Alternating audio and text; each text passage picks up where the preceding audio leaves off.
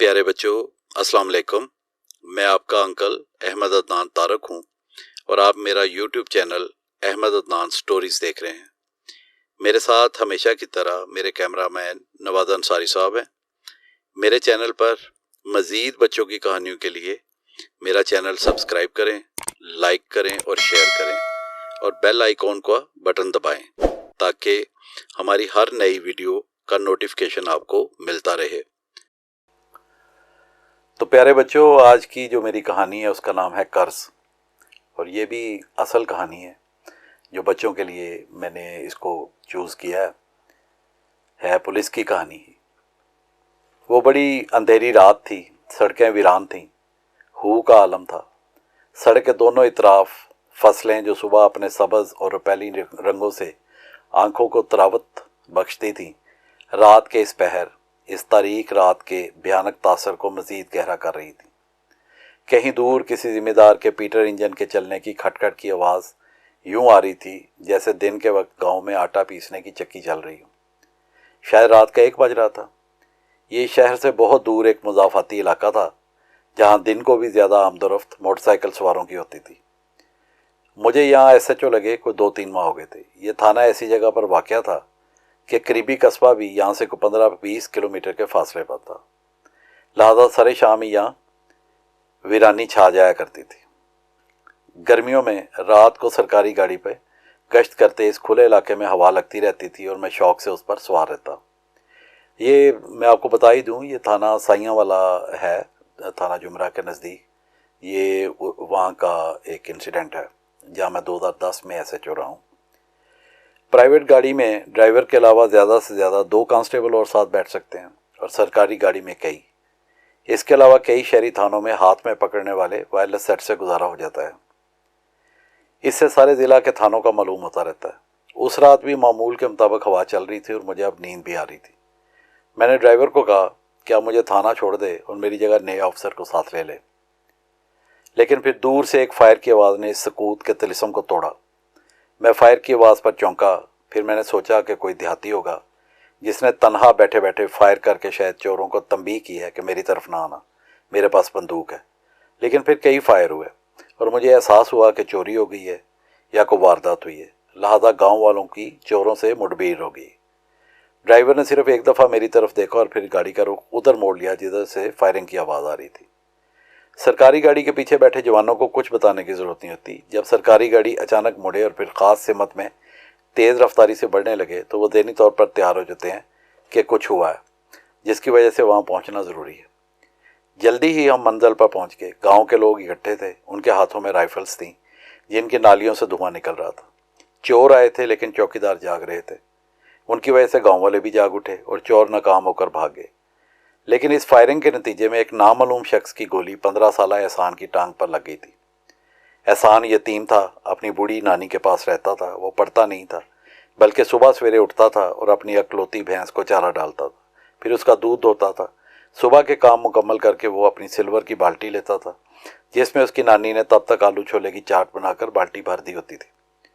वो घर के सामने से गुजरती हुई बस पर सवार होता और शहर के बड़े सरकारी अस्पताल में चल फिर कर बाल्टी वाले आलू छोले बेचता और शाम वाली गाड़ी से घर के सामने उतर जाता।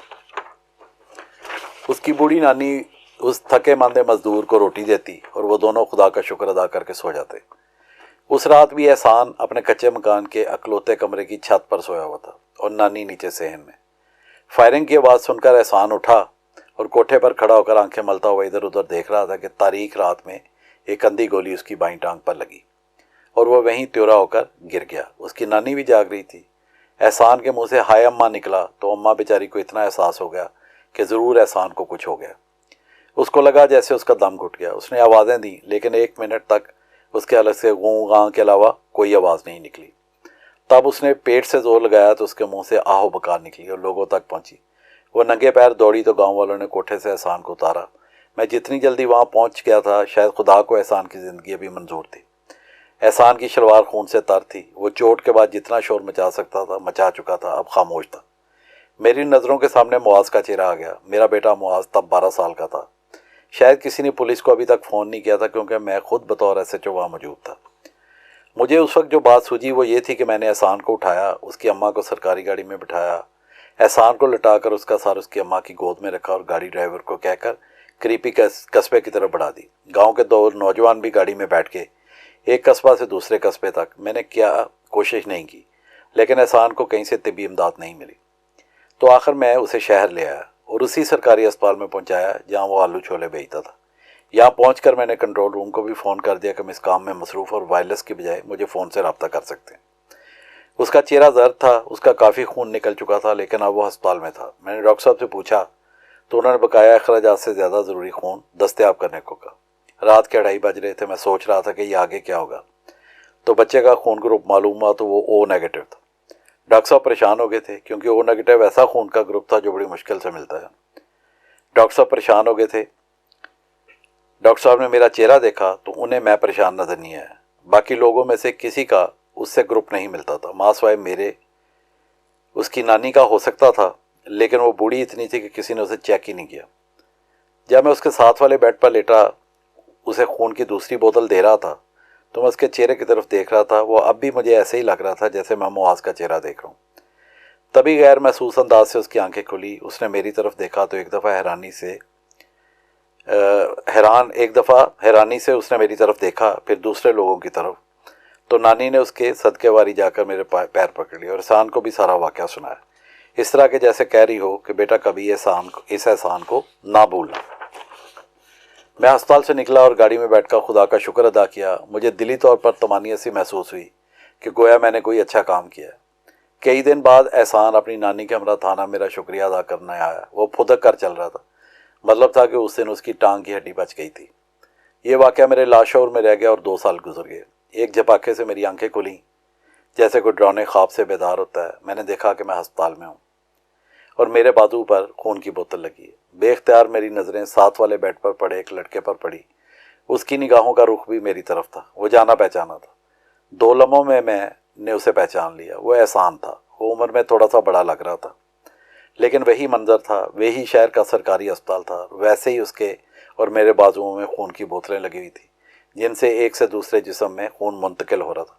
मैंने इत्मीनान की सांस ली और आंखें मूंद ली। मुझे लगा जैसे एहसान को गोली लगी है और मैं उसे खून दे रहा हूँ। लेकिन फिर यकबारगी मैंने हड़बड़ा कर उठने की कोशिश की तो मेरे साथी पुलिस अफसरान ने मुझे संभालते हुए कहा, सर आराम से, अभी उठना नहीं। और तभी मुझे एहसास हुआ कि लम्हा कई साल हुए गुजर चुका है और शायद अब मुझे गोली लगी। हाँ, मुझे याद आया कि कल ही तो मैंने मनशियात फरोशों पर उनके घरों पर छापा मारा था। ये तो वो थाना है जहाँ मुझे तैनात हुए अभी कुछ ही दिन तो हुए थे। मेरे बॉस ने मुझे थाने तैनात करते हुए कहा था कि तुम्हारी तैनाती इन मनशियात फरोशों की सरकोबी के लिए ही की जा रही।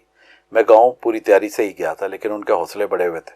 उन्होंने जब देखा कि वो भाग नहीं सकते तो उन्होंने फायरिंग कर दी और तभी मुझे लगा जैसे मेरी बाईं टांग में किसी ने लोहे की सुलाख परो दी है। मैं गिरा और फिर मुझे होश नहीं रही। मेरे साथियों ने मुझे बताया कि सारे मनशियात फरोश मुजरम पकड़े गए और उनसे बेतहाशा मनशियात भी बरामद हुई है। मेरे बाकी सब साथी पुलिस अफसर खैरियत से हैं। पता चला कि मेरे अफसर बेहोशी के आलम मुझे देख कर गया। उन्होंने मुझे बताया कि जब मैं होश में आ जाऊँ तो मुझे मुबारकबाद देना और कहना कि बहुत से इनाम मेरे मुंतज़र हैं। मेरी निगाहें फिर एहसान की तरफ उठी तो उन्होंने हैरानी की आमदिश वाली खुशी से मुझे बताया कि ये लड़का इस अस्पताल में आलू छोले बेचता है। इसकी नज़र तब आप पर पड़ी जब आप स्ट्रेचर पर थे और सोचा जा रहा था कि गोली अगर अंदर है तो फिर ऑपरेशन किया जाए। इसने आपको देखा तो उसी तरह आपका दुख किया जैसे कोई अपने बाप का करता है। ये रात से इधर ही है, घर नहीं गया, आपको देखता रहा।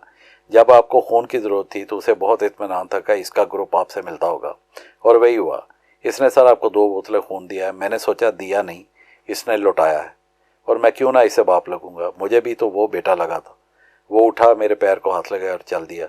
उसकी नानी उसका इंतज़ार कर रही थी। तो भैया बताइएगा ये आपको कहानी कैसे लगी और इसका फीडबैक ज़रूर दीजिएगा। शुक्रिया।